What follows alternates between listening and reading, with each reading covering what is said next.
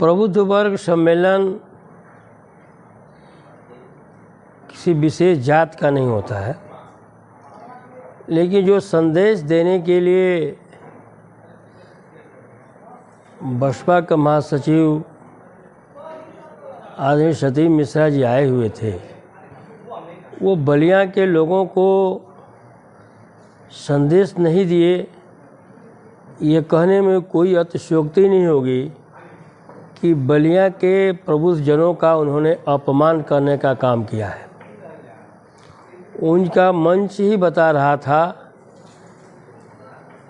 कि यह प्रबुद्ध वर्ग सम्मेलन नहीं है, प्रबुद्ध वर्ग के लोग वहाँ देखे गए। तो जिस तरह से प्रबुद्ध वर्ग गोष्ठी का नाम दिया गया था, वहाँ पे ब्राह्मणों की बात की जा रही थी, तो ब्राह्मण किसके साथ है इस बार चुनाव में? सतीश मिश्रा जी बहुत बढ़िया काम कर रहे हैं। वो जो कुछ भी कर रहे हैं वो समाजवादी पार्टी की भलाई के लिए कर रहे हैं। प्रबुद्ध वर्ग सम्मेलन बुलाया जाए और जो प्रबुद्ध वर्ग न हो, अब प्रबुद्ध वर्ग की बात की जाए, इससे बड़ा और कोई दूसरी अतिशयोक्ति नहीं हो सकती है। बलिया हमेशा से जो है हर क्षेत्र में आगे रहा है, चाहे राजनीति का क्षेत्र हो, चाहे आज़ादी से पहले भारत का इतिहास देख लें, आज़ादी के बाद का देख लें।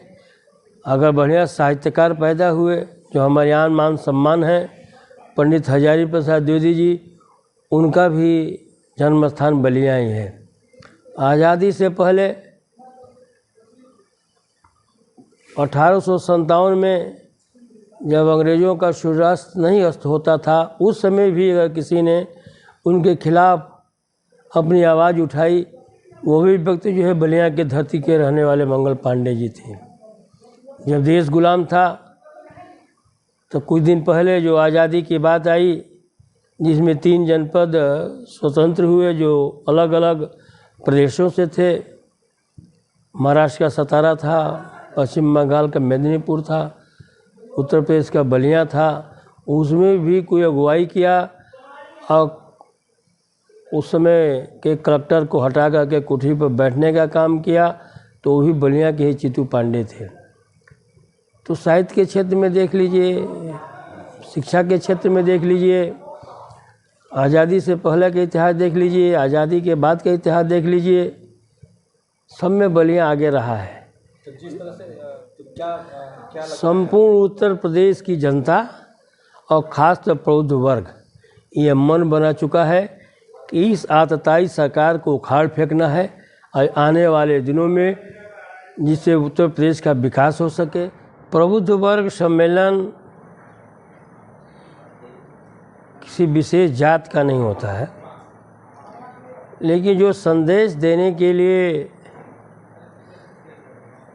बसपा के महासचिव आदरणीय सतीश मिश्रा जी आए हुए थे, वो बलिया के लोगों को संदेश नहीं दिए। ये कहने में कोई अतिशयोक्ति नहीं होगी कि बलिया के प्रबुद्ध जनों का उन्होंने अपमान करने का काम किया है। उनका मंच ही बता रहा था कि यह प्रबुद्ध वर्ग सम्मेलन नहीं है, प्रबुद्ध वर्ग के लोग वहाँ देखे गए। सतीश मिश्रा जी बहुत बढ़िया काम कर रहे हैं। वो जो कुछ भी कर रहे हैं वो समाजवादी पार्टी की भलाई के लिए कर रहे हैं। प्रबुद्ध वर्ग सम्मेलन बुलाया जाए और जो प्रबुद्ध वर्ग न हो, अब प्रबुद्ध वर्ग की बात की जाए, इससे बड़ा और कोई दूसरी अतिशयोक्ति नहीं हो सकती है।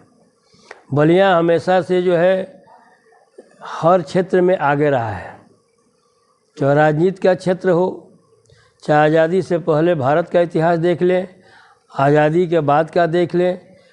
अगर बढ़िया साहित्यकार पैदा हुए जो हमारे यहाँ मान सम्मान है, पंडित हजारी प्रसाद द्विवेदी जी, उनका भी जन्म स्थान बलिया ही है। आज़ादी से पहले 1857 में जब अंग्रेज़ों का सूर्यास्त नहीं अस्त होता था, उस समय भी अगर किसी ने उनके खिलाफ अपनी आवाज़ उठाई, वो भी व्यक्ति जो है बलिया के धरती के रहने वाले मंगल पांडे जी थे। जब देश गुलाम था तो कुछ दिन पहले जो आज़ादी की बात आई, जिसमें 3 जनपद स्वतंत्र हुए जो अलग अलग प्रदेशों से थे। महाराष्ट्र का सतारा था, पश्चिम बंगाल का मेदिनीपुर था, उत्तर प्रदेश का बलिया था। उसमें भी कोई अगुवाई किया और उस समय के कलेक्टर को हटा करके कुर्सी पर बैठने का काम किया, तो वो भी बलिया के ही चित्तू पांडे थे। तो साहित्य के क्षेत्र में देख लीजिए, शिक्षा के क्षेत्र में देख लीजिए, आज़ादी से पहले का इतिहास देख लीजिए, आज़ादी के बाद का इतिहास देख लीजिए, सब में बलिया आगे रहा है। संपूर्ण उत्तर प्रदेश की जनता और ख़ासतौर पर प्रबुद्ध वर्ग ये मन बना चुका है कि इस आतताई सरकार को उखाड़ फेंकना है और आने वाले दिनों में जिससे उत्तर प्रदेश का विकास हो सके। मुझे लगता है कि आज के मोबाइल के ज़माने में अगर विपक्ष ऐसा कह रहा है तो एक बार सारे फोटोग्राफ निकले हुए हैं, उस फोटोग्राफ में देख ले कि वहाँ पे कौन लोग उपस्थित थे। बहुजन समाज पार्टी के जो हमारे बेस वर्कर हैं, अगर उनकी मीटिंग बुला दी जाए तो फिर उतने छोटे ग्राउंड में नहीं हो सकता है। वहाँ पे केवल प्रबुद्ध वर्ग के लोगों को ही बुलाया गया था और प्रबुद्ध वर्ग के लोग भी वहाँ पहुँचे थे। हालांकि ये ज़रूर था कि बहुत लोग अभी कहीं न कहीं किसी कारणवश इधर उधर फंसे रह गए, क्योंकि ये प्रोग्राम जैसे बलिया सदर के अलावा चूँकि काफ़ी दूर दूर से जिनको जाना था वो लोग नहीं पहुँच पाए थे, उसके बाद भी उतनी गैदरिंग थी। तो अब ये विपक्ष भले बौखला रहा है, लेकिन प्रबुद्ध वर्ग पूरी तरह से बहुजन समाज पार्टी के साथ आ चुका है। तो ये उनको बताना पड़ेगा। उसमें मैंने पहले भी कहा कि वो मोबाइल में फ़ोटो है, अखबारों में फ़ोटो है, वहाँ से वीडियोग्राफ हुए हैं, तो ज़रा उसको जूम करके देख लें लोग। अगर जूम करने पे भी ना दिखाई दे तो वो लोग बताएं उनके आई का चश्मा हम कहीं से बनवा देंगे, चश्मा लगा के देख लें।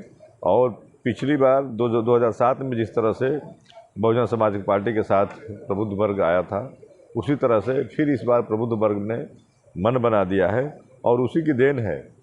आप अभी उसी की देन है कि पूरे उत्तर प्रदेश में भाजपा जो है, भाजपा उस चीज़ को समझ रही है। अब वो सबसे ज़्यादा बौखलाहट में भाजपा हो गई है। सपा तो चूँकि अब कहीं रही नहीं, तो भाजपा चूँकि अब देखिए लगातार अपने ब्राह्मण नेताओं को आगे कर रही है। उनको किसी को मंत्री बनाने जा रही है, किसी को प्रभारी बना रही है, किसी को कुछ कर रही है। इसलिए मैं कहा कि अब वो चीज़ें सब चीज़ों से अब बहुत आगे आ चुका है।